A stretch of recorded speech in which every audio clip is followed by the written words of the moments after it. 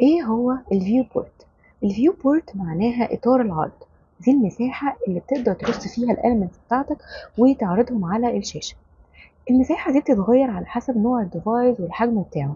يعني مثلا شاشات اللابتوب ليها مقاسات مختلفة، شاشات الموبايل، شاشات التابلت، كل دي مقاسات وكل دي فيو بورتس مختلفة. طيب انا بتحكم ازاي في الفاليوز دي؟